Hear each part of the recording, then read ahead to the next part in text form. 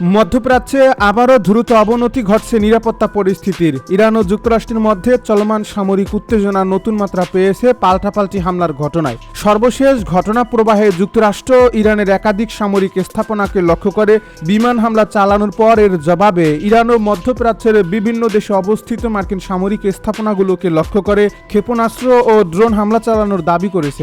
এই সংঘাত ঘিরে পুরো অঞ্চল জুড়ে চরম উদ্বেগ তৈরি হয়েছে। আন্তর্জাতিক বিশ্লেষকদের আশঙ্কা, পরিস্থিতি দ্রুত নিয়ন্ত্রণে না এলে এটি আরও বড় আঞ্চলিক সংঘাতে রূপ নিতে পারে। বুধবার গভীর রাতে ইরানের বিভিন্ন সামরিক ও কৌশলগত স্থাপনাকে লক্ষ্য করে মার্কিন বাহিনীর নতুন দফার হামলার খবর প্রকাশিত হয়। বিভিন্ন আন্তর্জাতিক সংবাদ মাধ্যমের তথ্য অনুযায়ী এসব হামলায় সামরিক অবকাঠামোর পাশাপাশি একাধিক গুরুত্বপূর্ণ স্থাপনাও ক্ষতিগ্রস্ত হয়েছে বলে জানানো হয়েছে। এই হামলার পরপরই ইরানের সামরিক ও রাজনৈতিক নেতৃত্ব কঠোর প্রতিক্রিয়া জানায় এবং জানিয়ে দেয় এই হামলার জবাব দেওয়া হবে যথাসময়ে এবং উপযুক্তভাবে। এর কিছু সময়ের মধ্যেই ইরান পাল্টা সামরিক অভিযান শুরুর ঘোষণা দেয়। দেশটির সামরিক বাহিনীর দাবি, কুয়েতে অবস্থিত মার্কিনে ব্যবহৃত আলী আল সালেম বিমান ঘাঁটি, বাহরাইনের শেখ ইসা এয়ারবেস এবং জর্ডানের আল আজরা ঘাঁটি সহ কয়েকটি সামরিক স্থাপনাকে লক্ষ্য করে ড্রোন ও ক্ষেপণাস্ত্র হামলা চালানো হয়েছে। ইরানের দাবি অনুযায়ী এসব অভিযানে রাডার ব্যবস্থা, ক্ষেপণাস্ত্র প্রতিরক্ষা অবকাঠামো, যোগাযোগ ব্যবস্থা এবং জ্বালানি সংরক্ষণ সুবিধাকে লক্ষ্যবস্তু করা হয়েছে। তবে এসব দাবির সবগুলো এখনও স্বাধীনভাবে যাচাই করা সম্ভব হয়নি এবং যুক্তরাষ্ট্র সব দাবি স্বীকার করেনি। আন্তর্জাতিক সংবাদ মাধ্যমগুলো জানিয়েছে হামলার পর কুয়েত, বাহরাইন, জর্ডান সহ কয়েকটি দেশে উচ্চ সতর্কতা জারি করা হয়েছে। বেশ কয়েকটি এলাকায় বিমান প্রতিরক্ষা ব্যবস্থা সক্রিয় করা হয় এবং আকাশপথে নিরাপত্তা নজরদারি বাড়ানো হয়েছে। আঞ্চলিক নিরাপত্তা নিয়ে নতুন করে উদ্বেগ ছড়িয়ে পড়ছে, কারণ এসব দেশেই দীর্ঘদিন ধরে যুক্তরাষ্ট্রের গুরুত্বপূর্ণ সামরিক উপস্থিতি রয়েছে। ইরানের সামরিক মুখপাত্র এক বিবৃতিতে বলেছেন, তাদের লক্ষ্য ছিল কেবল সামরিক অবকাঠামো এবং যুক্তরাষ্ট্রের যুদ্ধ পরিচালনায় ব্যবহৃত স্থাপনাগুলো। একই সঙ্গে তিনি সতর্ক করে বলেন, যদি যুক্তরাষ্ট্র আবারও নতুন হামলা চালায় তাহলে মধ্যপ্রাচ্যে অবস্থিত আরও মার্কিন ঘাঁটি লক্ষ্যবস্তু হতে পারে। অন্যদিকে যুক্তরাষ্ট্র এখন পর্যন্ত ইরানের বেশ কয়েকটি দাবিকে অতিরঞ্জিত বা যাচাইবিহীন বলে উল্লেখ করেছে। বিশ্লেষকদের মতে এই সংঘাত শুধু দুই দেশের মধ্যে সীমাবদ্ধ নেই। কৌশলগতভাবে গুরুত্বপূর্ণ পারস্য উপসাগর, হরমুজ প্রণালী এবং আশপাশের সামরিক ঘাঁটিগুলো এখন নতুন করে উত্তেজনার কেন্দ্রে পরিণত হয়েছে।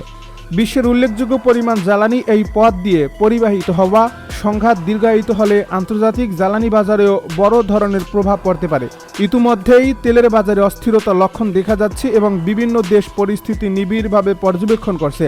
এদিকে জাতিসংঘ সহ আন্তর্জাতিক মহল দুই পক্ষকে সর্বোচ্চ সংযম প্রদর্শনের আহ্বান জানিয়েছে। কূটনৈতিক মহলের আশঙ্কা, সামরিক প্রতিশোধের এই ধারাবাহিকতা অব্যাহত থাকলে তা শুধু মধ্যপ্রাচ্য নয়, বৈশ্বিক নিরাপত্তার জন্য বড় হুমকি হয়ে উঠতে পারে। বিভিন্ন দেশ জরুরি বৈঠক ও কূটনৈতিক যোগাযোগ বাড়িয়েছে যাতে সংঘাত আরও বিস্তৃত হবার আগেই পরিস্থিতি নিয়ন্ত্রণে আনা যায়। অন্যদিকে আঞ্চলিক সাধারণ মানুষের মধ্যেও উদ্বেগ বেড়েছে। সম্ভাব্য নতুন হামলার আশঙ্কায় কয়েকটি দেশের নিরাপত্তা জোরদার করা হয়েছে। গুরুত্বপূর্ণ সামরিক ও সরকারি স্থাপনায় অতিরিক্ত নিরাপত্তা মোতায়েন করা হয়েছে এবং আশঙ্কা প্রতিরক্ষা ইউনিটগুলোকে সর্বোচ্চ প্রস্তুত অবস্থায় রাখা হয়েছে। বিভিন্ন আন্তর্জাতিক বিমান সংস্থাও নিরাপত্তার কারণে কিছু রুটে পরিবর্তন আনার বিষয়টি বিবেচনা করছে। সামরিক বিশেষজ্ঞদের মতে বর্তমান পরিস্থিতি অত্যন্ত স্পর্শকাতর। যে কোনো নতুন হামলা বা ভুল হিসাব পুরো অঞ্চলকে আরও বড় সংঘাতের দিকে ঠেলে দিতে পারে। বিশেষ করে মধ্যপ্রাচ্যের বিভিন্ন দেশে মার্কিন সামরিক উপস্থিতি থাকায় সংঘর্ষের পরিধি বাড়ার ঝুঁকি উড়িয়ে দেওয়া যাচ্ছে না। একই সঙ্গে ইরানও জানিয়ে দিয়েছে তাদের উপর নতুন আক্রমণ হলে তারা আরও কঠোর জবাব দেবে। সব মিলিয়ে মধ্যপ্রাচ্যের পরিস্থিতি এখন অত্যন্ত উত্তপ্ত। একদিকে মার্কিন সামরিক অভিযান, অন্যদিকে ইরানের পাল্টাপাল্টি হামলার দাবি, এই দুইয়ের মধ্যে নতুন করে অনিশ্চয়তা তৈরি হয়েছে। বিশ্বজুড়ে কূটনৈতিক তৎপরতা বাড়লেও এখন পর্যন্ত স্থায়ী সমাধানের কোনো স্পষ্ট ইঙ্গিত পাওয়া যায়নি। এর ফলে আন্তর্জাতিক সম্প্রদায়ের নজর এখন পুরোপুরি মধ্যপ্রাচ্যের দিকে। আগামী কয়েকদিন পরিস্থিতি কোন দিকে মন নেয় সেটি নির্ধারণ করবে এই সংঘাত সীমিত থাকবে নাকি আরও বড় আকার ধারণ করবে। সেই কারণেই এই ঘাঁটিকে লক্ষ্যবস্তু হিসেবে বেছে নেওয়া হয়েছে বলে দাবি করছে তেহরান।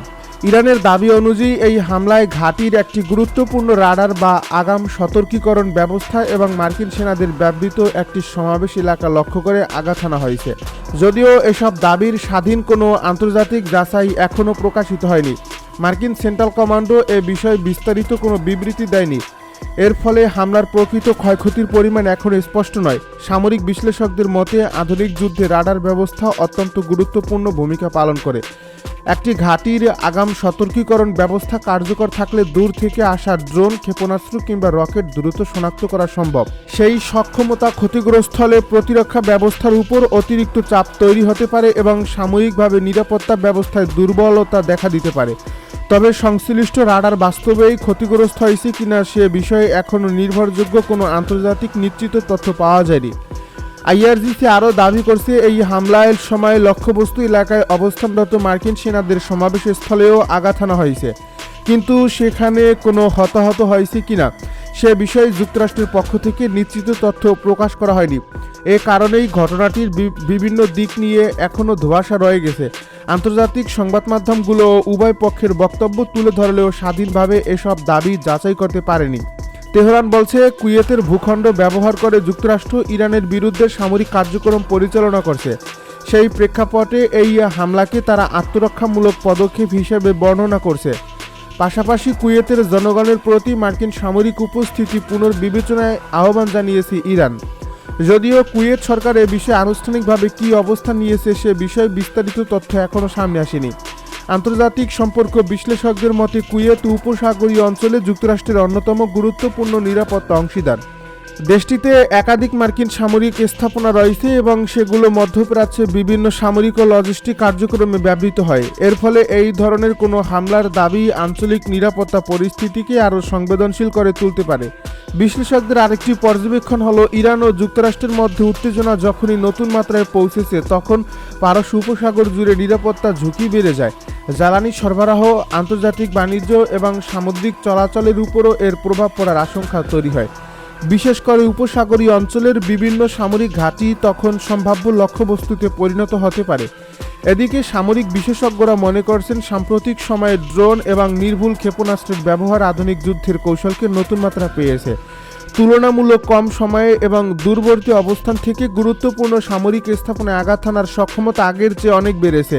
এর ফলে আকাশ প্রতিরক্ষা ব্যবস্থা আরও উন্নত করার উপর এখন বিভিন্ন দেশের জোর বাড়ছে। এই ঘটনার পর আন্তর্জাতিক কূটনৈতিক অঙ্গনেও উদ্বেগ বেড়েছে। বিভিন্ন পর্যবেক্ষক মনে করছে, যদি পাল্টাপাল্টি সামরিক পদক্ষেপ অব্যাহত থাকে তাহলে মধ্যপ্রাচ্যের সামরিক নিরাপত্তা পরিস্থিতি আরও জটিল হয়ে উঠতে পারে। বিশেষ করে যুক্তরাষ্ট্র ও ইরানের মধ্যে সরাসরি কিংবা পরোক্ষ সংঘাত নতুন করে বিস্তৃত হলে এর প্রভাব পুরো অঞ্চলে পড়তে পারে।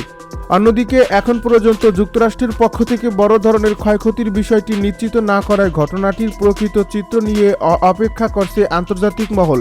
অনেক ক্ষেত্রেই সংঘাতের সময় উভয় পক্ষ নিজ নিজ অবস্থান থেকে তথ্য প্রকাশ করে থাকে, তাই স্বাধীনভাবে যাচাই করা তথ্য প্রকাশ না হওয়া পর্যন্ত পরিস্থিতি সম্পর্কে চূড়ান্ত সিদ্ধান্ত পৌঁছানো কঠিন বলে মনে করছেন বিশেষজ্ঞরা।